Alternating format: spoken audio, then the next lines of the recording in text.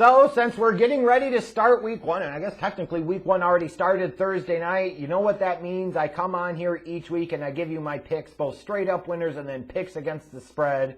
Give you a chance to go up against me for the F all of it for fun, and then track my progress throughout the season to see how I do, see how you guys do as well. So here I am with my week one picks for the 2021 NFL season. Obviously, Thursday night was the official start of the regular season, and it was a hot one. The Dallas Cowboys taking on the defending Super Bowl champion Tampa Bay Buccaneers in Tampa. And this matchup was pretty much what I was going to expect it to be. The Cowboys and Dak Prescott were going to have to play great offensively, and even with not getting really shit from Dak Prescott, excuse me, not from Dak Prescott, I'm so sorry. He looked like damn MVP candidate. From Ezekiel Elliott, he wasn't eating shit. But those wide receivers are certainly feasting on Tampa's secondary. This was an offensive shootout that I expected it to be. And I expected Tampa to ultimately win, but that 9-point spread was incredibly generous and kind of ridiculous. So I thought Tampa would win, but Dallas would probably lose by maybe 3 to 6 points, certainly not 9. So starting off the season, first game, feeling good. Let's shift over, though, to talk about some of the other matchups this week. You've got the early games on Sunday. These are the noon, 1 p.m. Eastern starts, if you will. You've got the Philadelphia Eagles traveling to Atlanta to take on the Falcons. Falcons opening as 3.5-point favorites. Philadelphia, what are you going to get out of Jalen Hurts? Atlanta, what's this offense going to look like under new head coach Arthur Smith with Matt Ryan? Defensively, how much improvement are they going to show? And I will tell you transparently, when you're picking any of these week one matchups, these are when you get the craziest of crazies to happen. Because teams aren't prepared well, they don't have good chemistry, they're not connecting, their execution's poor, so who the hell knows what happens. But I'll take Atlanta minus the 3.5 here.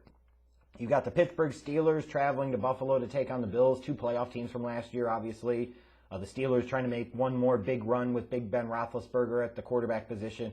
And then the Buffalo Bills with young stud Josh Allen, MVP candidate Josh Allen, trying to look to see what they could do to take that next step to make the Super Bowl and maybe potentially finally win one. I was a little surprised that Buffalo opened as such a heavy favorite here at 6.5 points. Felt a little generous. I know the Steelers look like crap in that wild card loss to the Browns, and Big Ben's another year older. But sometimes these matchups, I'm less concerned about the Steelers coming out and playing well. It's if you were saying this was week one, Pittsburgh traveling to New York to take on the Jets, and you were giving Pittsburgh 6.5, I said, give me fucking the Jets all day long. Those are the games traditionally under Big Ben and Mike Tomlin that they've always struggled with. I like Buffalo in this matchup, but I do like Pittsburgh to cover that 6.5-point spread. You've got Kirk Cousins and the Minnesota Vikings bringing their unvaccinated asses into Cincinnati to take on Joe Burrow, the returning Joe Burrow, and the Cincinnati Bengals. Obviously an exciting moment for Bengals fans to see the face of the franchise that suffered such a devastating leg injury to end his season early last year in that Washington game come back and be at the helm once again. You're probably hoping that Jamar Chase is going to be able to actually catch some footballs, hold on to them. That'd be very nice. Minnesota opens as a 3-point favorite. Again, this is week one. You got to roll the dice and take some chances. You know, that's a pretty big margin for a team like Minnesota. I like Cincinnati to win plus the 3. You've got the Lions hosting the San Francisco 49ers, who are going to be starting Jimmy G, but let's hope and wish that we get plenty of Trey Lance at some point in time soon. For the Detroit Lions, the Dan Campbell era begins. Who knows what's going on with DeAndre Swift right now, but we know that this team's going to come after your kneecaps. It's like Owen Hart coaching the team. We're going to kick out his leg from under his leg. Yeah! Surprising, maybe, that the 49ers open up as 8-point favorites. A lot of money put down on San Francisco. I could kind of understand that as assuming that, you know, Jared Goff and this Lions offense doesn't have a lot going for it. The Lions were terrible last year, whereas the 49ers weren't great, but they had a lot of injuries. They're going to have some of those guys back into the fold, including the quarterback, Jimmy Garoppolo. But this is a road game, week one. Like, I'll probably look stupid for it, but that margin, that 8-point spread seems awful high. I think San Francisco wins, but, yeah, give me Detroit to cover the 8-point spread. You've got Kyler Murray and the Arizona Cardinals traveling to Tennessee to take on Ryan Tannehill and the Titans. Tennessee has 3-point favorites. Julio Jones in his first regular season game in a Titans uniform. I like Tennessee minus the 3 here. You've got Seattle traveling to Indianapolis to take on Carson Wentz and the Colts. Seattle opens as 3-point favorites. I actually like the Colts here. sometimes early on in the year especially, these Seahawks teams can be kind of questionable and not always come out looking sharp and crisp. It just didn't feel quite crisp. Thank you, Jeff Garcia. I'll take the Colts in an upset to win plus the 3. You've got the Chargers traveling to Washington to take on the Washington football team. You got Justin Herbert taking on Ryan Fitzpatrick, 2 defensive-minded head coaches, and Brandon Staley in his first game at the helm with the Chargers, and, of course, Riverboat Ron Rivera for Washington. Washington, a slight 1-point favorite here. I'll take the Chargers plus the 1. You've got the Jets traveling to Carolina. Week 1, we've already got a subplot here. Yeah! How about that shit? You got Zach Wilson and the New York Jets traveling to Carolina to take on the old quarterback, Sam Darnold. This is a chance for it to be Sam Darnold's revenge game. This is going to be exciting. See if Sam Darnold can make the Jets pay for trading him away after 3 years of giving up on him. See if the Jets and Zach Wilson can show Sam Darnold that there's a new era, that you were kind of a scrub and the future looks even brighter. I'm looking forward to this one. For a game that features 2 teams, for a game that is featuring the Jets and Carolina, like, this is intriguing. Carolina's 4-point favorites. I like Carolina to win, but I do like the Jets to do some type of backdoor cover here. And then the last of the early Sunday games, at least for Jacksonville, you could say this. Urban Meyer's in his first game as head coach, and Trevor Lawrence is going to be starting. Because otherwise, taking on the Houston Texans, there's nothing to be excited about there. Like, Deshaun Watson's even inactive. Just think about how crazy that is. That a guy making as much money as Deshaun Watson, as high of a profile guy as him, who hasn't even been suspended by the league or anything yet, isn't even playing, isn't even active in week 1. Insane. Give me Jacksonville minus the 3. Fuck yes. Good luck to you, David Culley. If you win 6 games with this team this year, you are the coach of the year. Period. Can we all agree on that? Even if you're a Texans fan, you probably even more so agree with that. If the Houston Texans win 6 games this year, by default, David Culley is coach of the year. 6-11 with this roster? That'd be a miracle worker right there. I don't give a shit if you got a team go 16-1 and 17 in a row. Nobody would do a more impressive coaching job than David Culley winning 6 games. Hell, you might say that with 4. As we transition to the Sunday late afternoon games, these are the 3 o'clock, 4 o'clock Eastern, 4:25 Eastern start times.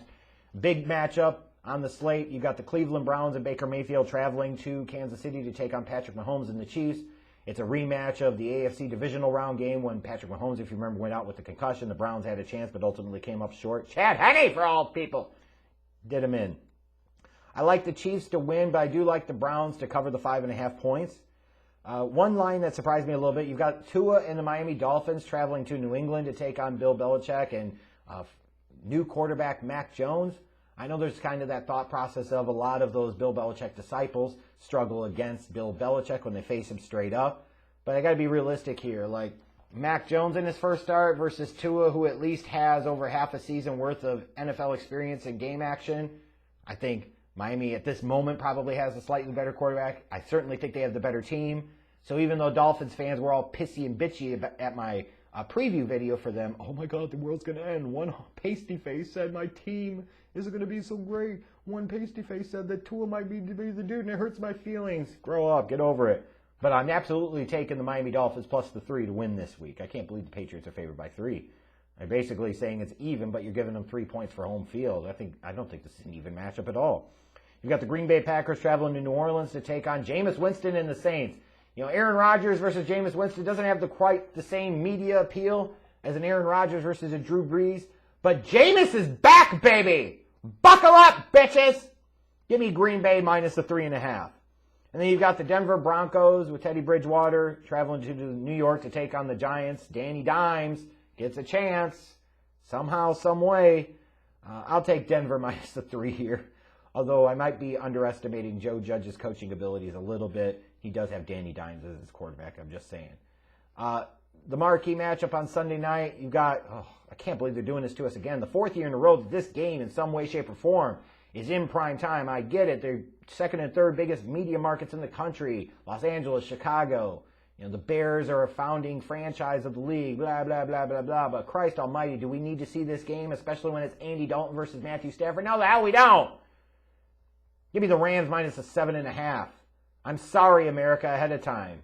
You watched what you watched Thursday night and you said, the NFL, how are you going to foul that up? Yeah, exactly. They fouled it up already. And then Monday night, you got Lamar Jackson and the Baltimore Ravens, and any running backs that can still muster on their roster traveling to Las Vegas to take on the Raiders. You know, the new black hole, maybe you actually have some fans there in Vegas, so it's going to actually feel like more of a home game. Baltimore are 4-point favorites. Let's be clear, Baltimore is the better team, but this is week 1. It's Monday night. Any type of thing can happen. How will Baltimore be able to run with some of the injuries they've had in the backfield? I actually like the Raiders in this spot to shock people. Like I said, you're going to have some surprising performances in week 1. You know, teams win that you have no business, think had no business winning. You know, some teams are going to get blown out. Some teams are going to look pathetic. I'll take the Raiders in a surprise upset here to win plus the 4. Yeah. So you can check out all of my picks for week 1 in the description box below. As always, you're welcome to go against me in the comments. Let's compare at the end of the week and see how we did. But yeah, the NFL is back. It's good shit. And remember, I'll be doing these weekly pick videos each week. Yeah. Oh yeah. Buckle up, bitches.